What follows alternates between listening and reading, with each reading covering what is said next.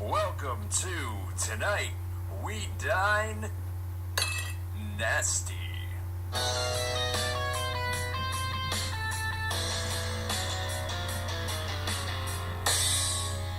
Welcome in.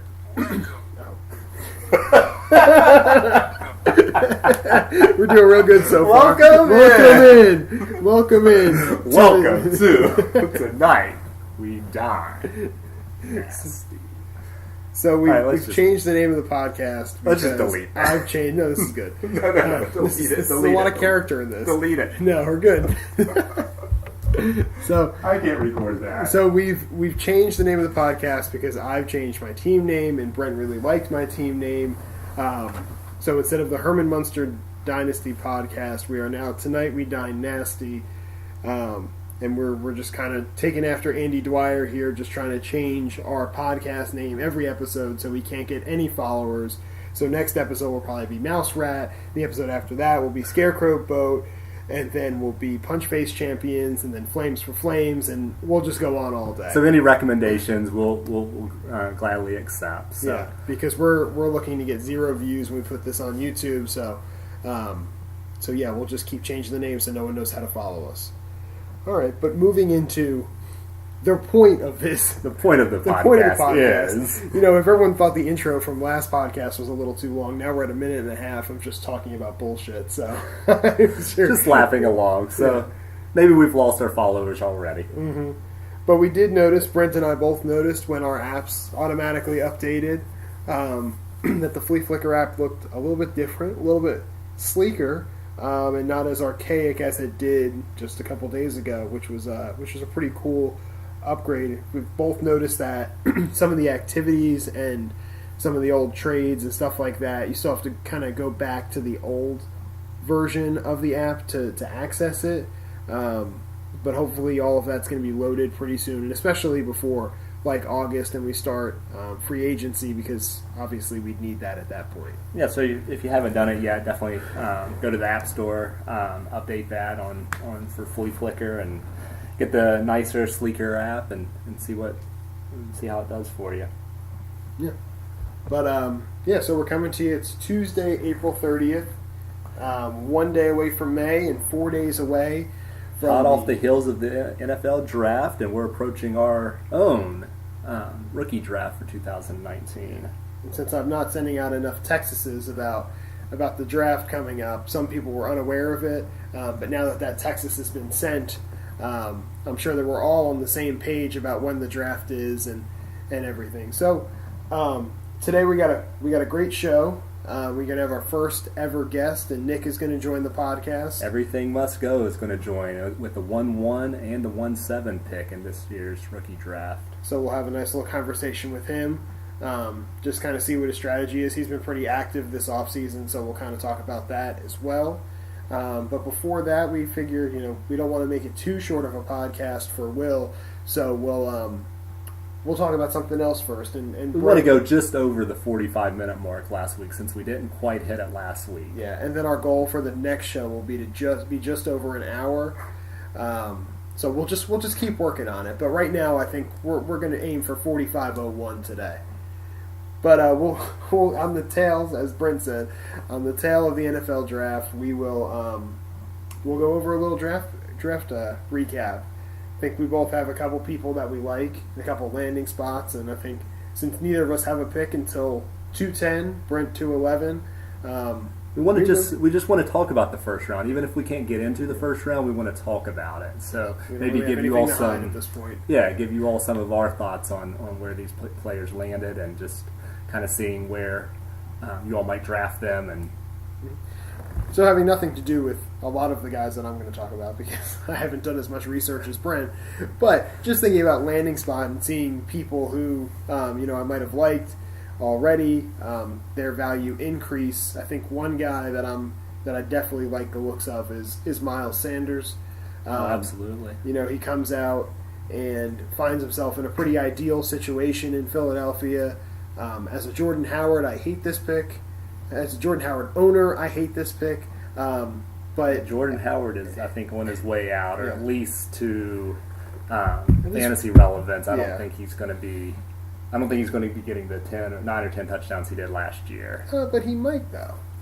The Eagles are touchdowns. They're a very efficient offense, and they're going to be in the red zone a lot. So he might be the go-to goal line back. But I think Miles Sanders is going to handle at least the first and second.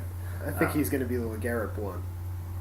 He's going to be the power back. 3 carries for 4 yards and 3 touchdowns. That's a Jordan Howard the line New England at some Patriot point way this year. But I really like he walks into a situation where it's pretty much his backfield to win. He's got Jordan Howard, who did not fit the scheme in Chicago. I mean, they gave up a 6th-round pick for Jordan Howard, so it's not like they're tied to him in any way. And then you've got Darren Sproles, who's still there, but Darren Sproles is aging and might not even play this season. 36 years old now. Yeah, but he seems older than that. And then, guys like Wendell Smallwood and Josh Adams is still there, I believe. And Corey Clement, guys who haven't really obviously bursted onto the scene to keep Philly from drafting and trading for a running back this offseason. So I think that he just puts himself in a really good spot and probably jumps up the board a little bit higher than he would have been if, say, he would have went to the Rams, where was it Darrell Henderson?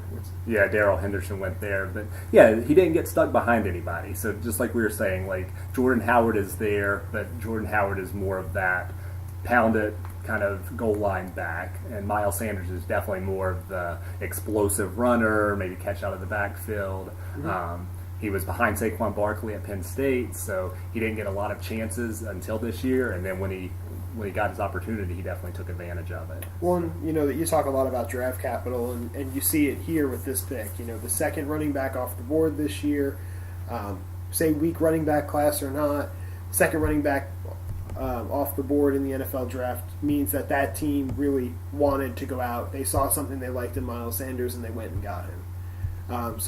So as I feel like we're kind of contradicting ourselves because we listed off about 6 running backs who are in the Philly backfield, but I think we like the landing spot, or I brought up the landing spot because I think it's a backfield that can be won by Miles Sanders, so that increases his value. Yeah, absolutely. And I think just the way that Doug Peterson uses his backs is oftentimes he does a running back by committee, but I think what they're trying to do, and especially using a 2nd-round draft pick on this guy, I think what they're saying is we're okay with maybe using Howard and Miles Sanders as our dual threat, and maybe dropping Clement, Smallwood, Adams to kind of putting them on the back burner right now. So. Mm-hmm. And what about you, Brent? Who do you like? So a little deeper dive. First, I won't go to my deeper dive yet. I like T.J. Hawkinson. So tight end out of Iowa. There were 2 drafted in the 1st round this year. So T.J. Hawkinson went to Detroit. A lot of people will say Detroit's not a great offense. They're focused on the run game.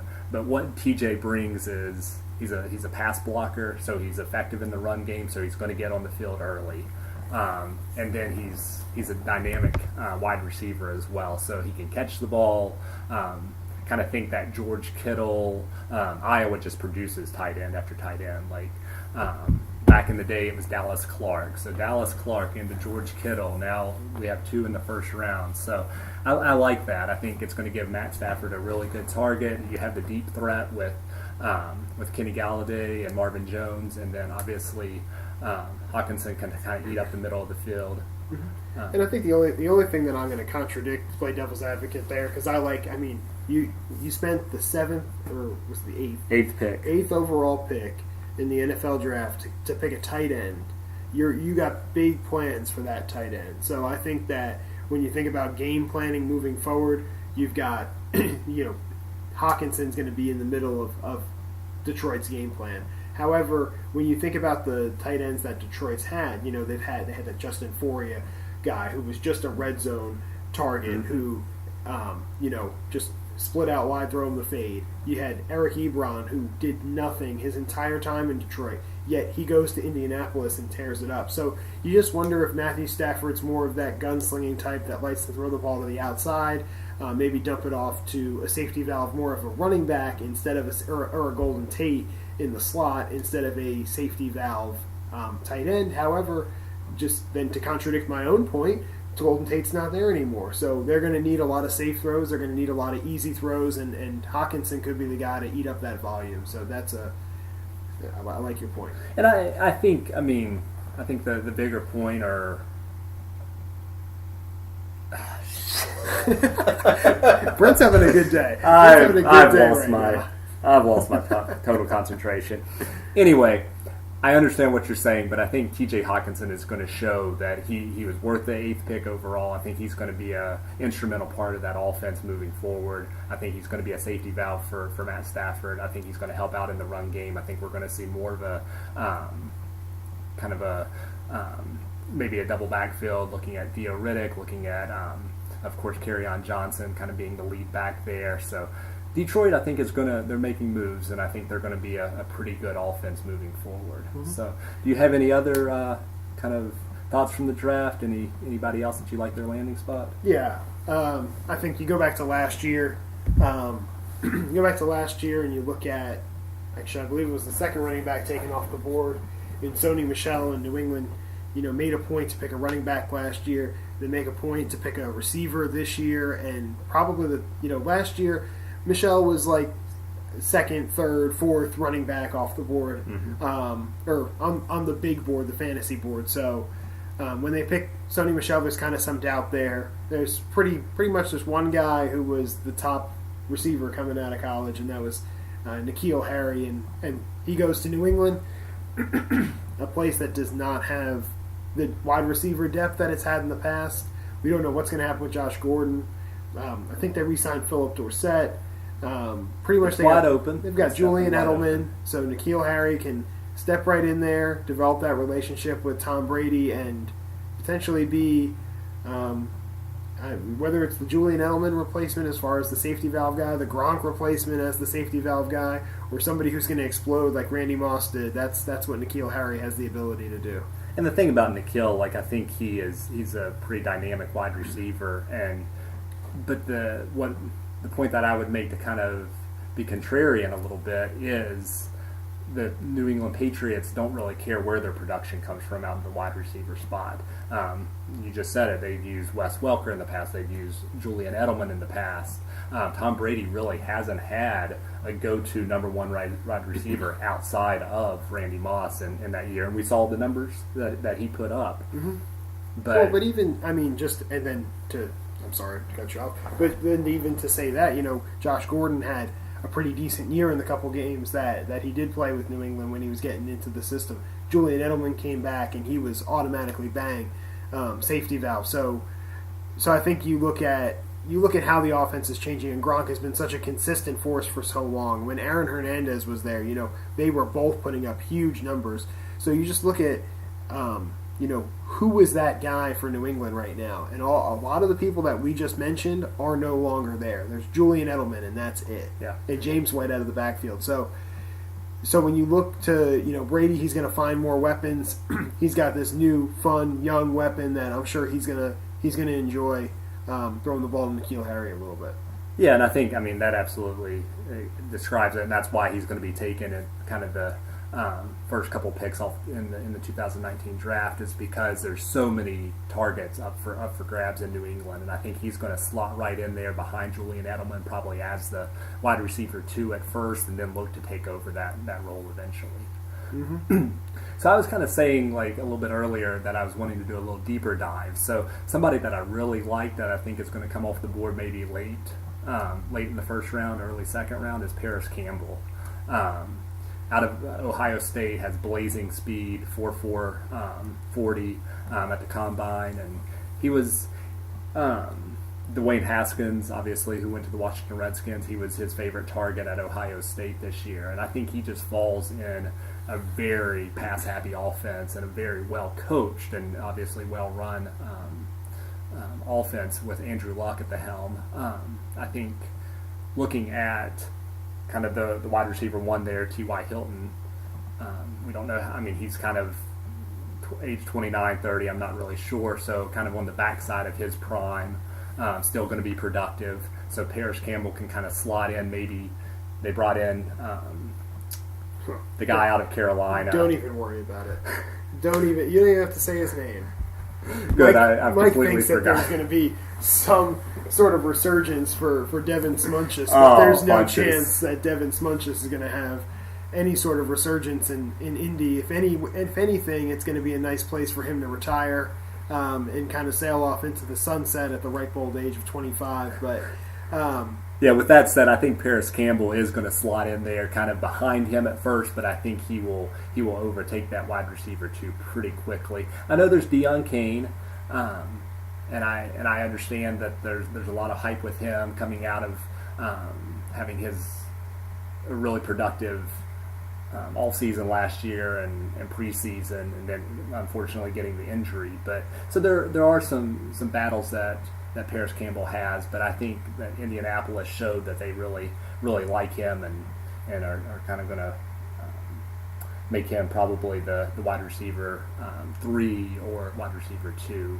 pretty early on. Yeah, and I think that's all you look for in rookies is an opportunity. You look at some guys last year who looked like they were pretty buried before the season started, like Traquan Smith or DJ Chark. But then by the end of the year, middle of the year, these guys are getting their opportunity to step up and to be a part of the offense when they're learning it a little bit more. So just like in Paris Campbell's case, all you want is someone to have a little bit of opportunity, and that's exactly what he has in Indianapolis. All right, so now we're just going to transition a little bit. We spoke first episode about how we wanted to get everyone involved. So today we have our very special first ever guest. First-time guest. Tonight We Dine podcast. Nick from Everything Must Go is joining us. How you doing, Nick? I'm doing great, man. Thanks for having me on the show. First podcast was great, and I'm excited to talk about anything you really want. And I'm excited to get into the next season, Yeah. Yeah, it looks like you have been pretty excited about moving forward with your team and starting your rebuild this off season. But I guess before we get into players and moves and stuff, what about the owners meeting? You have any takeaways from the owners meeting?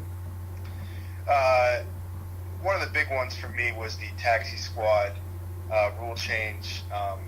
I'm sure we'll get into this later, but I have 10 draft picks this year, and I think the addition to the taxi squad, to the expansion of first and second year players, and also just the fluidity between moving the players off the taxi squad and back on, just making it a lot easier. I think that'll be huge for me in the next 1-2 years, as I am going to have a very young squad. Mm-hmm. Yeah, we talked a little bit about like the taxi squad kind of being a developmental kind of. You even mentioned off the podcast that it's kind of more like a developmental, like a farm system in baseball. Can you talk a little bit about kind of what you see as kind of that fluidity and kind of having those roster spots more available, and you can kind of bring them on and off kind of at your leisure? Yeah, so I think hopefully this year with a lot of my picks and a couple of picks I had last year, I think they could make an impact just if they get the playing time. So it's good that also, you don't have to worry about losing that taxi squad spot if you do take them off. I'm sure this year, like I said, I'm going to have a lot of first-year players, and I also have all my players that I drafted last year that I like and I want to keep on the squad. So I'm going to definitely have to move people around, and it's going to help a lot that it's going to be a more fluid system. Yeah, and some people might look like they're in an advantageous position at the beginning of the year, and then halfway through the year they're not getting the playing time that you think they would. But somebody who you thought wasn't going to have a chance this year then moves up, and all of a sudden they're putting up big numbers. And like you said earlier, you don't have to worry about losing that taxi squad spot or dropping an active player off your active roster because you made the wrong decision in preseason on who to put on your taxi squad or not. So I think that is really going to help teams, have young players and grow them and develop them and just kind of keep progressing forward. And trying to make it from maybe where you are to where like Brent and I are sitting at the back end of the draft this year. Also, like Brent said, I did bring up the whole idea of the farm system, and now in the MLB, you can bring people up. Obviously, there's a lot of injuries in sports, and you can't always predict it, obviously. And it'd be nice to be able to move someone from the taxi squad onto your active roster for the times that they're out. You think they can really help, and then when they come back, move them back to the taxi. Yeah, and it's not as rigid as it was in last year's system. So I think just the change overall, I think it'll be something that we really like moving forward. Mm-hmm. Well, and I think that you kind of said it there by saying there's a lot of injuries and people will kind of move back and forth. You can move somebody up and then bring them back when that guy's back. I think it really increases the need to have a handcuff now, especially if that handcuff is a first or second year player, because you have so much more fluidity where you can bring them up when somebody's hurt, and then you can send them back to the taxi squad when when the starter is ready and back healthy. I agree. Well, let's move forward. Kind of what the podcast that we're talking about today is more about is kind of the off-season move, getting ready for the draft, that sort of thing. So thinking about your off-season, just talk to us a little bit about it. What did you like about your off-season moves? What was kind of the strategy involved there? Can you talk to us just a little bit about kind of the moves that you made, and let's talk a little bit about that. Yeah, of course. Just talk a little bit about a little bit more. Let's talk a little bit about that. Yeah. If you can, Nick, just make sure you talk about it. Talk a little bit more about your off-season strategy when you answer this question. So obviously I was very active. I knew that I needed to change my team up. I didn't really have a good draft to start this league. I had a lot of older players, also a lot of players that are just free agents now. I definitely showed my inexperience in Dynasty leagues in that draft.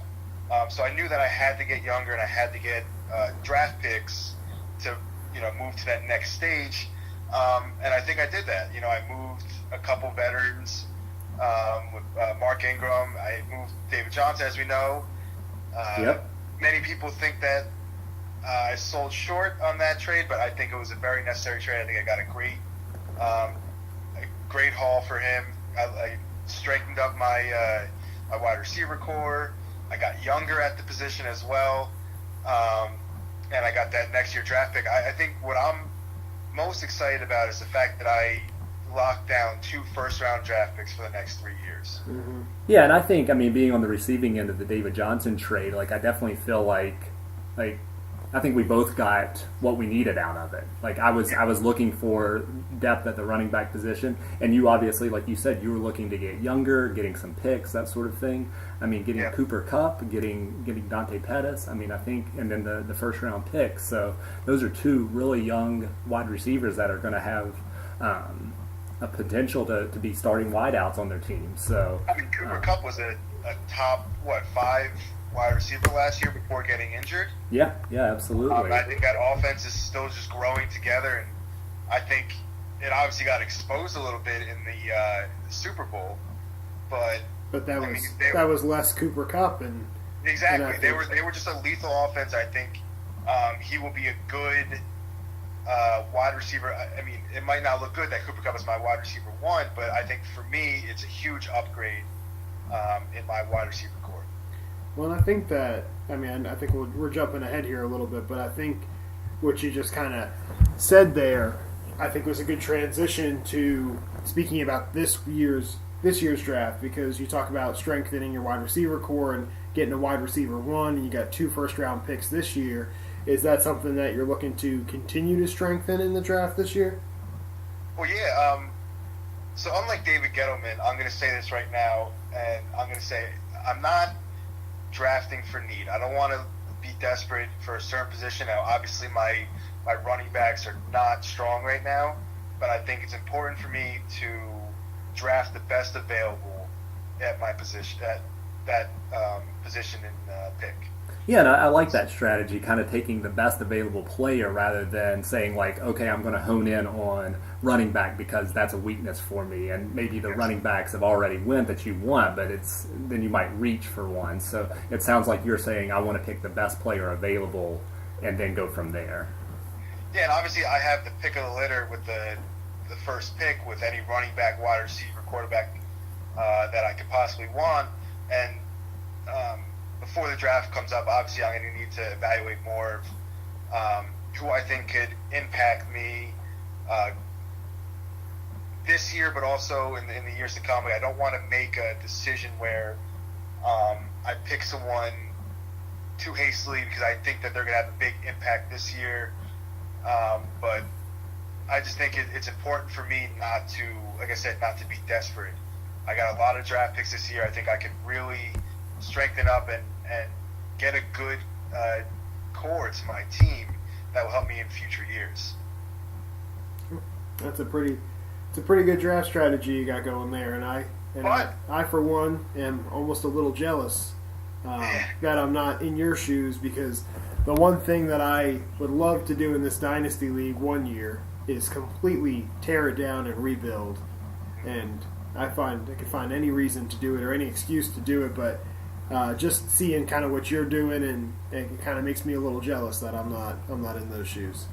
Listen, it's exciting and terrifying at the same time to have all these draft picks and to be in this position. And I think that's the cool thing about the Dynasty is, like, if you're in just a redraft league or even a keeper league to a certain extent, you're not necessarily looking at, like, tearing it down and rebuilding if you're not competitive. But in a Dynasty league, you can get really excited if you have the first pick, and now you have 2 picks in the first round. So even though you finished in last place last year, you're looking like you're really excited about this season and kind of thinking about, I have potential. I have a lot of young talent. I have a lot of draft picks that I can kind of develop and that sort of thing. So yeah, and I don't know if we were all spoiled last year or if this is kind of a yearly thing, but I feel like there was talent up and down the draft class or draft board last year, and if you've got 10 picks going into this season, I mean, it's good chance that if it's anything like last year, you're going to hit with a couple of those guys.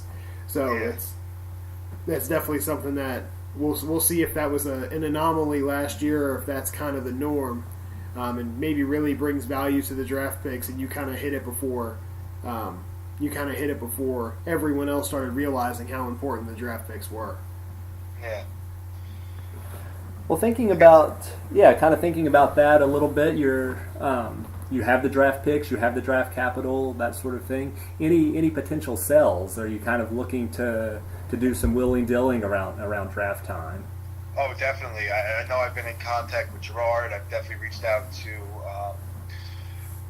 the Jets are on the clock. My picks, I'm getting ready. I'm preparing to draft them as if they're mine, but they're open for trade. If anyone wants to get into the first round with my 1-7, look, I'm even interested in hearing trades for the 1-1. That's big news. One thing I wanted to say is that I know I have all these draft picks, but I'm really, if I can find a way to win now, win this year, win next year, I'm going to do it. So it might look like a rebuild, but I do have a lot of draft picks this year and picks to come in the next 2 years. So, if an opportunity comes up where I can trade a pick or two to get a player that will help me right now and make my team in contention, then I'm going for it. Well, that's just what, like, Gerard, just to piggyback off of what he was saying, like when he said he was a little jealous, like, you have the flexibility to make those moves if you want. Like, if you want to take if somebody falls to you that you're really interested in, you draft them. If you want to try to move and get extra picks or get more players or get veteran players, like, you have the flexibility with your draft picks to do that. Mm-hmm. Well, and I just take it from, last year when I walked into the draft having 2 first-round picks, and then I traded one of those first-round picks, and then traded back with the other first-round pick I had, traded a couple players for some second-round picks, was able to trade back into the first round, and I feel like I almost probably touched every draft position last year if you see where I was drafting in each round. But that was just a whole lot of fun, and now only 2 draft picks for me this year, and Brent's kind of in the same boat. My first pick is the 210, Brent's is the 211. It's kind of a little sad that you're not going to be involved in the first, the top 20 picks before you get a chance to do something. So just knowing that those are for sale, like you said, we've been in talks already, and I don't think that our talks have ended, even though the draft is just a couple days away. Yeah, I'm always looking to move up if the price is right, so we'll definitely be in conversation about that. I know conversation with Brent will never stop. I know he's always open to hearing stuff. So I did reach out to him earlier today to talk about it. And look, obviously, the 1-1 pick, the price is not going to be. It's not going to be low. We understand, Nick. We understand that Yeah. you have to get value for that. So you're Yeah. asking for a lot in return. Yeah, but just keep in mind, you're not drafting Saquon Barkley this year. So Saquon Barkley is not the 1-1 this year. That is a sore subject, guys. I'm really upset you brought it up. But hey, just to bring up a couple names, like Josh Jacobs is a very good player. I was reading reports on him saying, he might be the next like Frank Gore-esque type of player. Long career, very good throughout his career. Yeah, it sounds like you're doing your your. it sounds like you're doing your research. So tell us a little bit about that, kind of your draft strategy, maybe a little bit of a couple of names that you like, kind of the first of the pick or first of the draft. So, like I said before, my strategy is not to go for any specific position. I'm definitely going to be open and flexible and pick the best available to come to me. But obviously, I do have a big need for running backs. Another thing I'm going to definitely look into is looking for tight end. But look, I think this is a very strong wide receiver class. And I'll be damned if I'm missing out on people like DJ Metcalf or N'Keal Harry. I think their landing spots were very good. I liked, especially with Baldwin going down. Potentially, right? I think he's not down and out yet. Let's not get too. Gerard has him on his team, and he's still thinking know. that Baldwin's going to make this miraculous recovery, even though all indications, all signs point to his career being over. But yeah. I mean, after Metcalf's combine, Gerard knows I was googly-eyed for the man. I was saying he was definitely my number one, but I've definitely taken some setbacks, and I looked at the class more. Well, did you see the picture of him in the gym? I mean, it's hard not to fall in love with that body. Like, I'm pretty sure that man was putting up 225 in like 7th grade. he's a specimen. He's unbelievable. Yeah, if only that man. His route running is not the best, but I think also if you pair him with Russell Wilson, who's a top 10, maybe I believe he's a top 5 QB and just got paid. So I hope he's going to ball out this year, and who knows, he might be on my. That if DK Metcalf came out and started doing his team to try to get in that first overall pick. Gotta love the tactical finger guns. Always. All right. Well, we really appreciate you taking the time out and talking to us, Nick. I'm sure this isn't going to be the last time that we talk, but I guess until the draft, we'll see you then. Yeah, good luck in the draft. Guys. Love the podcast. Big fan.